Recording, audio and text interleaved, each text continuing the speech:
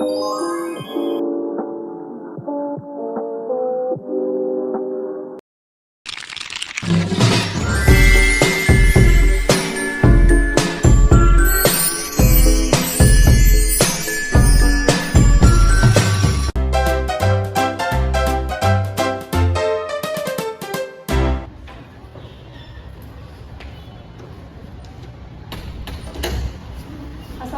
warahmatullahi wabarakatuh. Waalaikumsalam warahmatullahi wabarakatuh. Selamat pagi semuanya. Selamat pagi Ibu. Apa kabarnya nih? Sehat. Alhamdulillah. Sebelum memulai pembelajaran pada hari ini, kita sebaiknya berdoa dulu ya. Kepada Ketua kelas, Angga, silakan menjadi doa.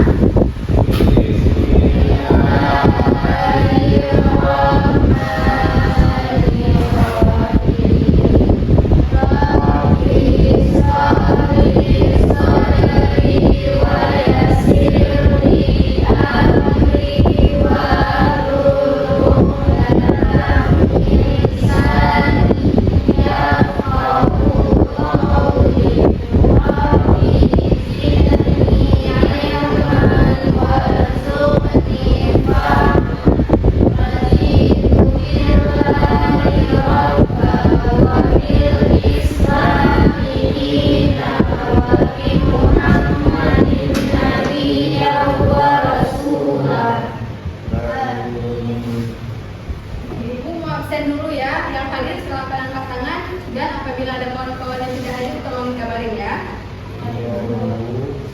Alia Safika hadir. Desi Salmayani Hadir Bu. Mawada, Hadir Bu.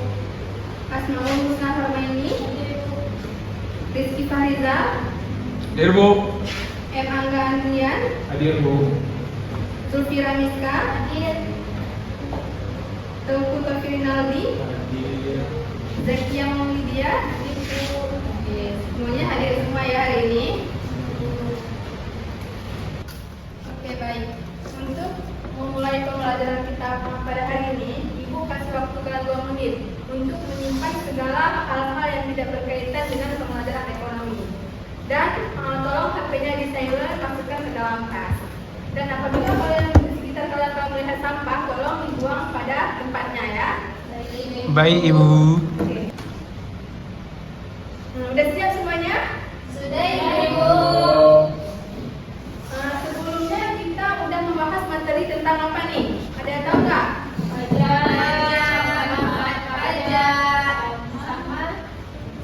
Sistem pembayaran pajak. Masih ada yang ingat nggak apa itu pengertian pajak?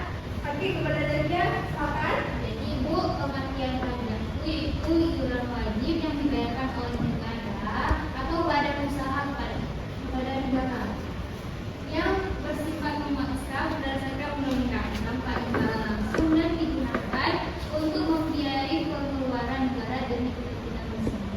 Oke, betul sekali Zakia. Kita tepuk tangan kepada Zakia. Oke. Manfaat pajak ada yang masih ingat nggak? Ada Ibu. Jadi manfaat pajak itu yang pertama untuk membiayai pembangunan dan fasilitas umum, kemudian untuk menyediakan layanan publik bagi masyarakat, dan yang terakhir itu ada untuk menjaga kestabilan dan pertumbuhan ekonomi negara. Oke, tepuk tangan kepada Miska. Oke, jadi untuk mengumpulkan pajak tersebut pasti diperlukan pemungutan pajak. Nah, kemarin kita ada bahas kan 3 sistem pemungutan pajak. Nah, yang pertama ada sistem ya, yang kedua ada yang ketiga ada dalam sistem pemungutan pajak tentunya ada tantangan nih, karena di setiap kegiatan itu pasti memiliki tantangannya masing-masing. Begitupun dengan pajak, dengan pemungutan pajak ini. Nah, pemungutan pajak juga ada tantangannya. Nah, maka pada hari ini kita akan membahas tentang tantangan pemungutan pajak. Tentang apa? Tantangan pemungutan pajak. Baik.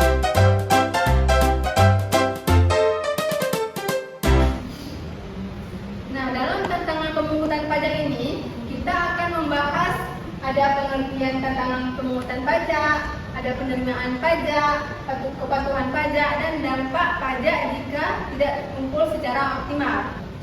Nah, sebelumnya ada yang tahu nggak apa itu tantangan pemungutan pajak? Ada Ibu, Ya, silakan ada. kendala dalam pemungutan pajak. Ya, ada lagi yang tahu? Ada Bu. Pak Rizky? Masalah dalam proses pemungutan pajak. Ya, berikan tepuk tangan kepada Pak Adan. Ya, betul ya. Bahwa tantangan pemungutan pajak itu adalah kendala saat melakukan pemungutan pajak. Nah, untuk memperdalam lagi ilmu kita pada hari ini ada slide tentang pengertian tantangan pemungutan pajak. Coba satu orang bacakan. Ada yang mau? Ya, permisikan. Jadi pengertian tentang pemungutan pajak, di mana tentang pemungutan pajak adalah hambatan atau kesulitan yang dihadapi pemerintah dalam mengumpulkan pajak dari masyarakat agar penerimaan negara berjalan dengan efektif. Nah, betul sekali bahwa tantangan pemungutan pajak adalah hambatan yang dihadapi pemerintah dalam proses mengumpulkan pajak. Hambatan seperti apa sih?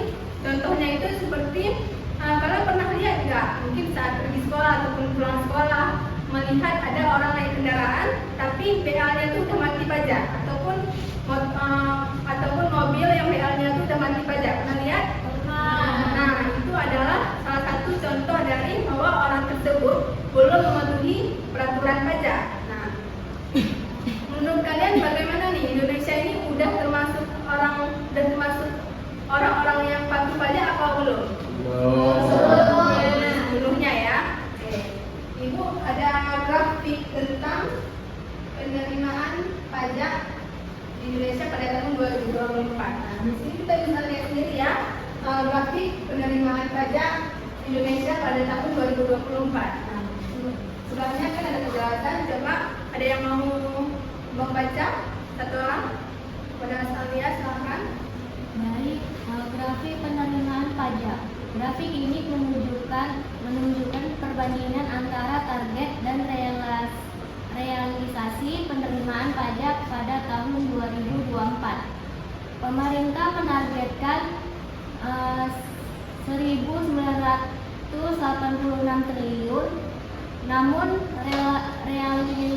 realisasi yang terkumpul hanya 1.950 triliun, sekitar 98,2%. Hal ini menandakan bahwa penerimaan pajak belum sepenuhnya sesuai target, yang disebabkan oleh berbagai tantangan. Ya, bagus sekali.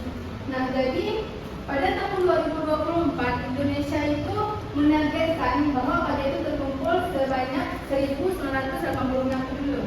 Tapi kenyataannya hanya terkumpul sekitar 1.950 triliun.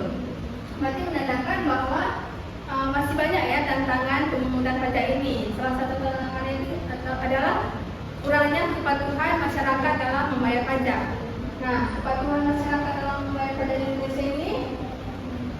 Nah, jadi di sini ada grafik kepatuhan pajak. Nah, coba satu orang membacakan. Ada yang mau lagi? Baik, kepada Rizky. Baik, selanjutnya ada grafik pemungutan pajak. Grafik ini menggambarkan tingkat kepatuhan wajib pajak di Indonesia pada tahun 2024. Dari seluruh wajib pajak, sekitar 72% patuh melaporkan SPT tepat waktu, sementara 28% lainnya masih belum patuh. Rendahnya tingkat kepatuhan ini menjadi salah satu penyebab utama penerimaan pajak tidak optimal. Nah, baik. Jadi dapat kita lihat ya bahwa pada tahun 2024 ada sekitar 72% yang sudah patuh pajak dan selebihnya 28% belum patuh terhadap pajak. Nah, maka kalau misalnya masih banyak warga yang belum patuh terhadap pajak, maka penerimaan pajak tidak optimal. Kalau penerimaan pajak tidak optimal, maka menimbulkan dampak ya. Menurut kalian apa dampak jika penerimaan pajak itu tidak terkumpul secara optimal? Ada yang tahu? Nggak ada ya? Oke, jadi apabila penerimaan pajak itu tidak terkumpul secara optimal, maka ada beberapa dampak. Yang pertama, ada pembangunan negara akan terhambat karena tidak ada dana untuk membangun fasilitas umum seperti jalan, jembatan, sekolah, rumah sakit. Apabila tidak ada dana pajak, maka pembangunan seperti jalan, jembatan, sekolah itu akan terhambat ya, karena kekurangan dana dari pajak tersebut. Nah, yang kedua ada pelayanan publik menurun karena pemerintah kekurangan dana untuk menggaji pegawai negeri ataupun menjalankan program sosial.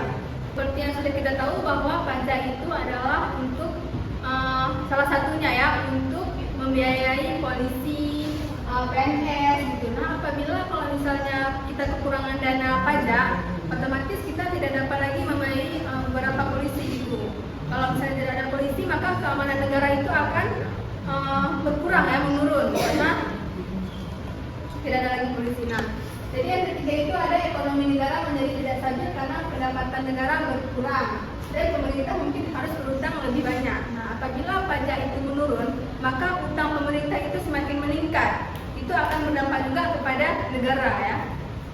Oke, untuk mendalami lagi pembelajaran kita pada hari ini, maka ibu ingin membuat kelompok menjadi 3 kelompok. Ada kelompok A, kelompok B, dan kelompok C. Jadi kalau menghitung ya, A, B, C, A, B, C gitu ya. Iya, Kita Ibu. mulai dari Zakia coba.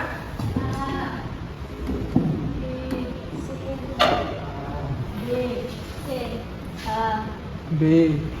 Oke. Untuk kelompok A di sini, dan untuk kelompok B di sini, dan untuk kelompok C di sini. Silahkan yang tertib ya.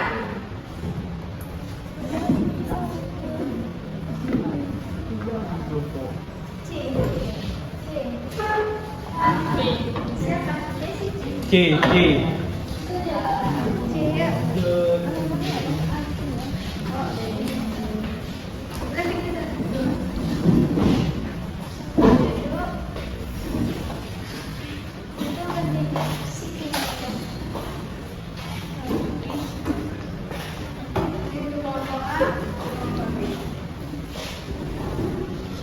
Kelompok B di sini ya.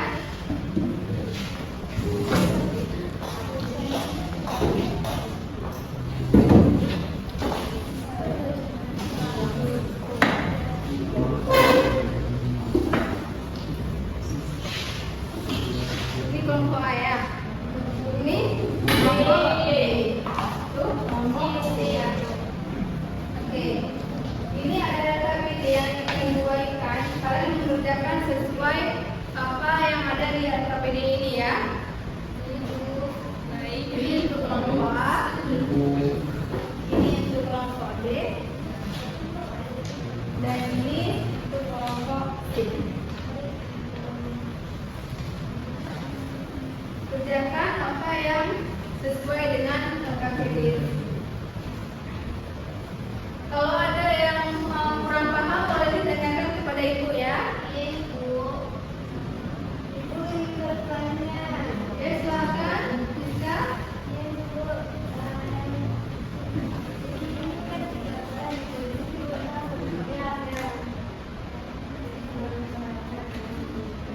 Baik, terima kasih, Bu, ya. Gimana kelompok yang lain paham?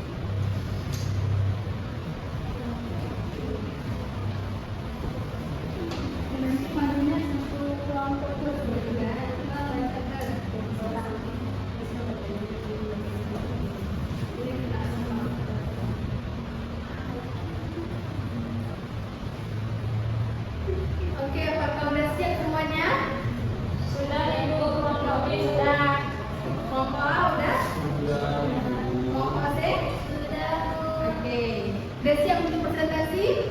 Sudah. Oke. Kita mulai dari kelompok A ya yang pertama.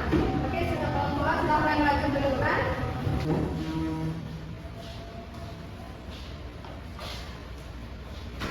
Kawan-kawan yang lain bisa menilai ya untuk kelompok A. Ya, Ibu.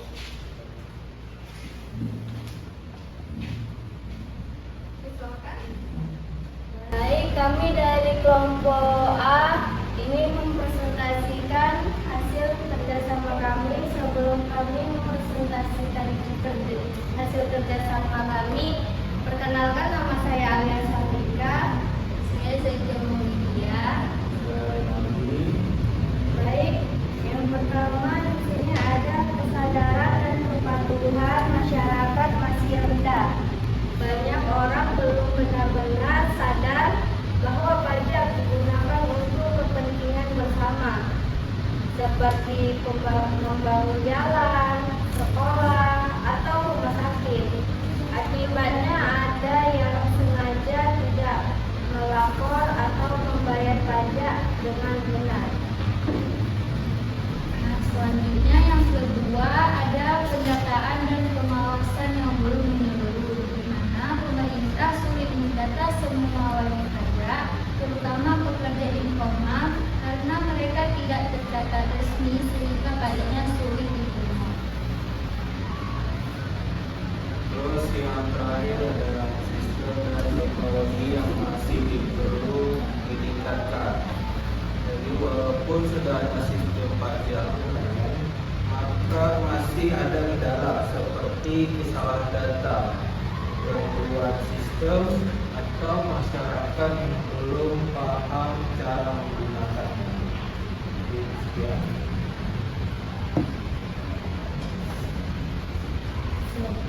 Sebagian hasil presentasi kami. Silakan kepada Ibu. Oke, bagus sekali ya kelompok A. Berikan tepuk tangan kepada kelompok A. Nah, mungkin ada teman-teman sekalian ada yang ingin bertanya ataupun menyanggah pendapat dari kelompok A. Nah, berarti sudah setuju semua ya jawaban yang kelompok A laksanakan. Oke, boleh kelompok A silakan duduk.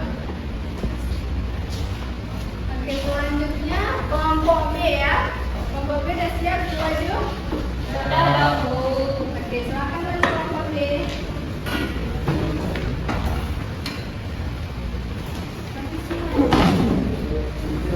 Kelompok lain yang ngomong ya, silakan nilai kelompok B.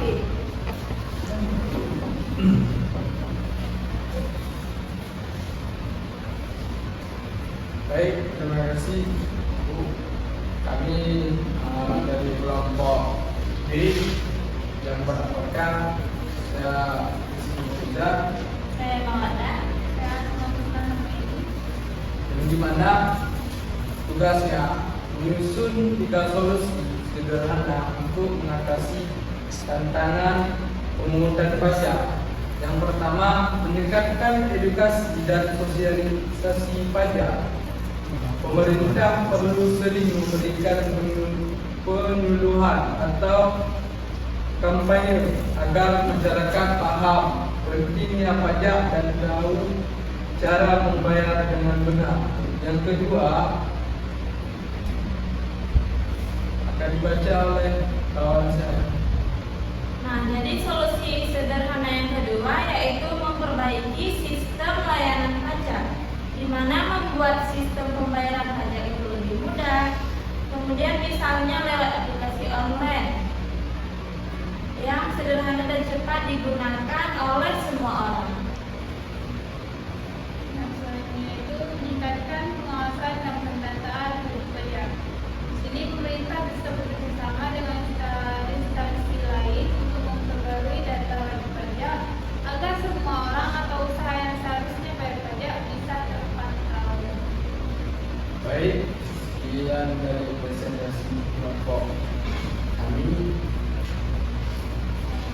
Sekarang kami serahkan dulu. Ya, terima kasih. Baik sekali ya kelompok B. Mungkin dari teman-teman ada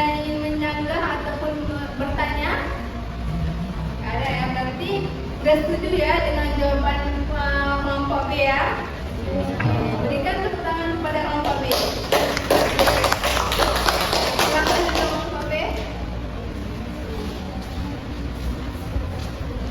Oke, selanjutnya kelompok C ya. Bagaimana kelompok C? Silakan. Oke, silakan. Yang mau dimulai ya.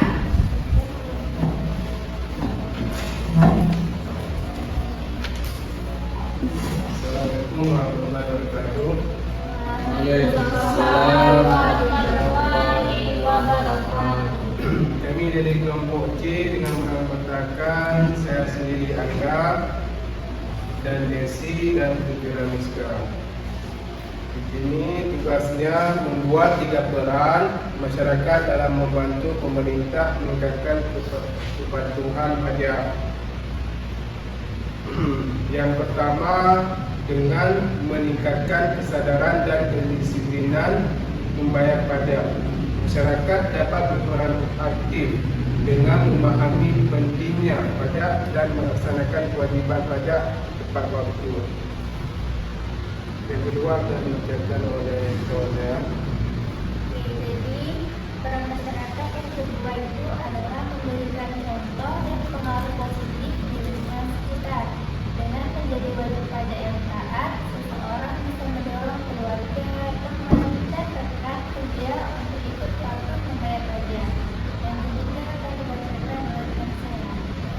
Baik, kemudian yang ketiga yaitu peran masyarakatnya yaitu untuk mendukung transparansi dan pengawasan penggunaan pajak. Masyarakat dapat ikut mengawasi agar dana pajak digunakan dengan benar, sehingga menumbuhkan kepercayaan dan meningkatkan kepatuhan bersama. Saya kembalikan ke moderator. Mungkin itu saja dari kelompok kami. Saya serahkan kepada Ibu.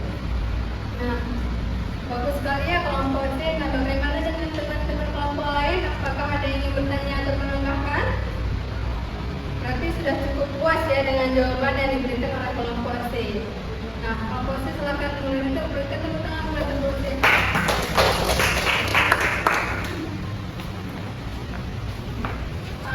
LKPD tadi boleh silakan muncul. Kelompok B. Kelompok C.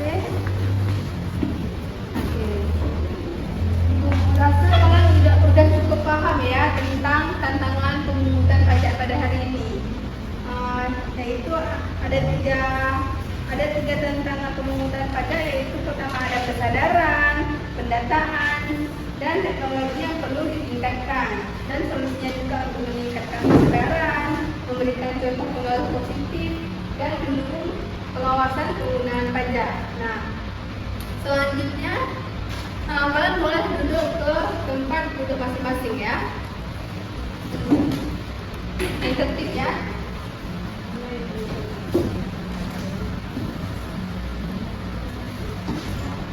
Oke,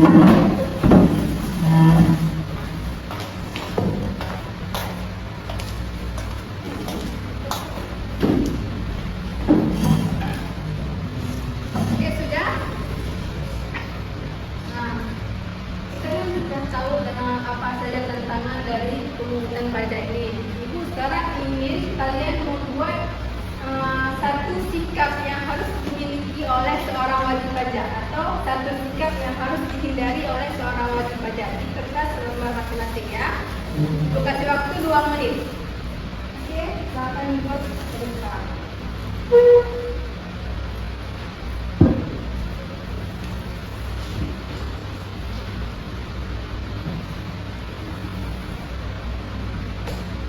Sudah siap semuanya? Nah, siapa yang mau mengungkapkan pendapatnya? Oke, silakan dari sini.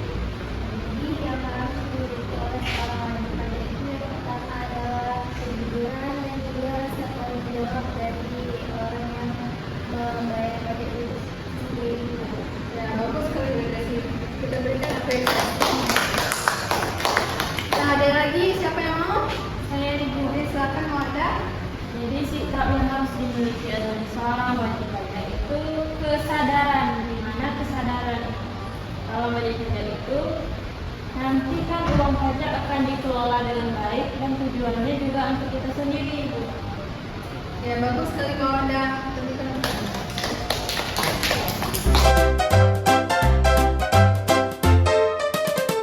Nah, Ibu rasa kamu sudah cukup paham ya tentang materi kita pada hari ini. Oke, selanjutnya Ibu ingin salah satu dari kalian untuk menyimpulkan materi kita pada hari ini. Ada yang mau menyimpulkan? Saya Bu, Silakan Desi. ini kita belajar tentang tantangan dan sistem pajak. Memang pajak itu adalah tujuan wajib yang harus dibayarkan oleh masyarakat kepada pemerintah Bu. Tapi pada nyatanya pembentukan pajak ini masih menghadapi berbagai tantangan seperti kurangnya wajib pajak dan lemahnya sistem pengawasan. Karena itu perlu perbaikan sistem dari peningkatan dan kesadaran masyarakat agar pajak dapat dilakukan secara optimal. Baik, bagus sekali ya, kita berikan tepuk tangan kepada Desi. Oke, nah jadi tantangan pemungutan pajak itu muncul karena masih adanya kendala dalam kesadaran, kejujuran, dan sistem pengelolaan pajak. Nah, jika pemungutan pajak tidak optimal, maka itu akan berdampak juga kepada negara kita. Maka kita sebagai seorang wajib pajak untuk patuh terhadap pajak ya, agar tidak berdampak besar terhadap negara. Nah, Ibu rasa kalian sudah cukup paham ya materi kita pada hari ini. Nah, untuk materi minggu depan kita akan membahas tentang ekonomi internasional. Jadi sebaiknya kalian membaca buku tentang ekonomi internasional. Oke, sebelum pulang kita berdoa dulu kepada ketua kelas. Angga, silakan memimpin doa. Bismillahirrahmanirrahim. Subhanakallahumma wa bihamdika asyhadu an la ilaha illa anta astaghfiruka wa atubu ilaik. Ibu harap kalian apabila kedepannya nanti menjadi seorang wajib pajak, menjadi wajib pajak yang patuh dan taat terhadap peraturan pajak. Oke, Ibu akhiri ya. Assalamualaikum warahmatullahi wabarakatuh. Waalaikumsalam warahmatullahi wabarakatuh.